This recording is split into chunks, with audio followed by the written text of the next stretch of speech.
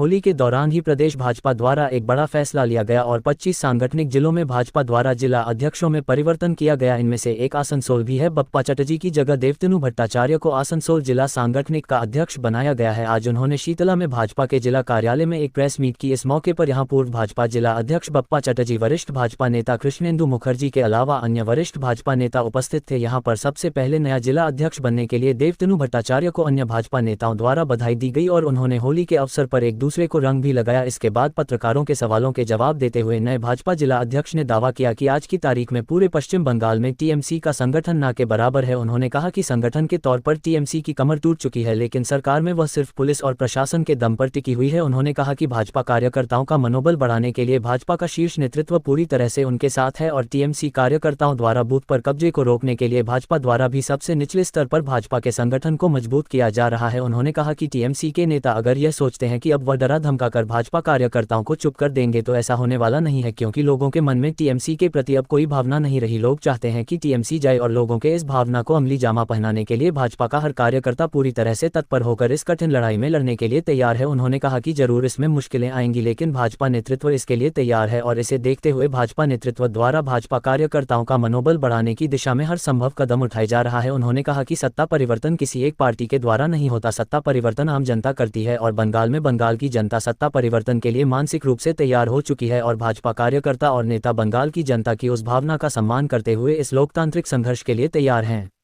वहीं टीएमसी विधायक हुमायूं कबीर द्वारा भाजपा नेता और बंगाल विधानसभा में नेता प्रतिपक्ष शुभेंदु अधिकारी को दी गई धमकी के परिप्रेक्ष्य में देवतनु भट्टाचार्य ने कहा, ये तो समय ही बताएगा कि कौन किस पर भारी पड़ेगा। भाजपा कार्यकर्ताओं ने भी हाथों में चूड़ियां नहीं पहन रखी है और टीएमसी के हर कार्रवाई का समुचित और उनके ही भाषा में जवाब दिया जाएगा। उन्होंने कहा कि आज बंगाल की राजनीतिक हालत ऐसे हो गई है कि जब बाहर राज्य के लोग बंगाल के बारे में जानते हैं तो हैरत में पड़ जाते हैं कि एक पार्टी किस तरह से अपने राजनीतिक फायदे के लिए पुलिस और प्रशासन का इतना गलत इस्तेमाल कर सकती है।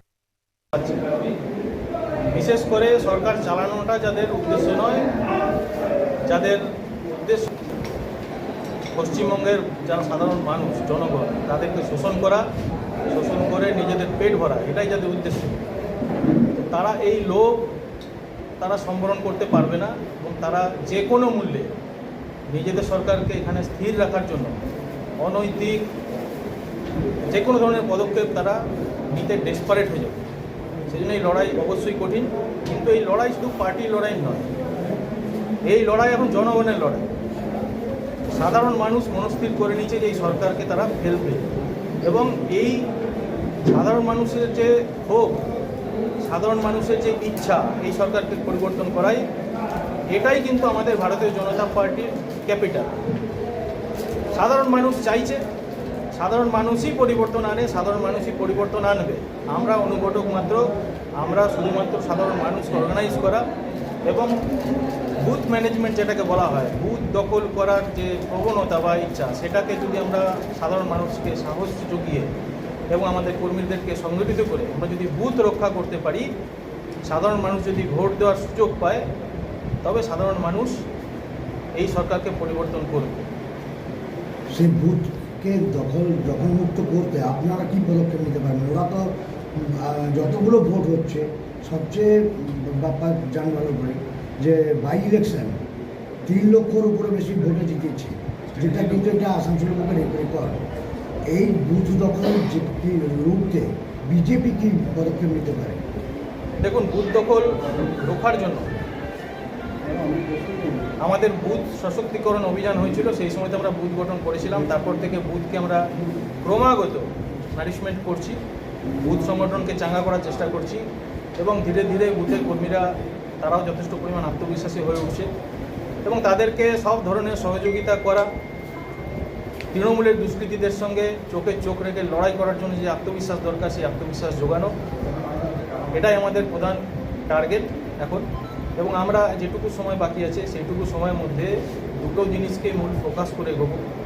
একটা হচ্ছে সাধারণ ভোটার আউটরিচ, সাধারণ ভোটারদের কাছে পৌঁছানো।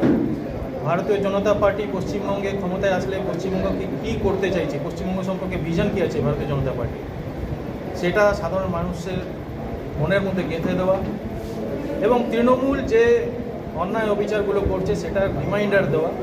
এই কাজটা যেমন একদিকে চলতে থাকে ভোটার আউটরিচের মাধ্যমে, প্যারালালি আমাদের সমস্ত স্তরের কর্মীদেরকে নিজের নিজের এলাকাতে বুথে অঞ্চলে মোবিলাইজ করা, ওয়ার্ডে মোবিলাইজ করা, সেখানে ডে টু ডে কাজের মধ্যে তারা যাতে অংশগ্রহণ করে এবং কর্মীদের নিয়মিত প্রশিক্ষণ এবং বৈঠকের মাধ্যমে তাদের ট্রেনিংয়ের মাধ্যমে তাদেরকে তৈরি করা যাতে বুথে লড়াইটা লড়া যায় এবং তৃণমূলের দুষ্কৃতীদের বিরুদ্ধে বুথ দখল রুখতে ভারতীয় জনতা পার্টির কর্মীরা যে লড়াই দেবে সেই লড়াইয়ে সর্বতোভাবে সংগঠন তাদের পিছনে থাকবে এবং তার আফটার এফেক্ট যা থাকবে, কেস কাছারি, মারামারি হলে তার চিকিৎসা ইত্যাদি যাবতীয় যা কিছু আছে সব ব্যাপারে ভারতীয় জনতা পার্টির নেতৃত্ব তাদের পাশে 100% দাঁড়াবে। এই অ্যাসুরেন্স আপনাদের মাধ্যমে আমি দিতে চাইছি। বুদ্ধ কত দূরের কথা,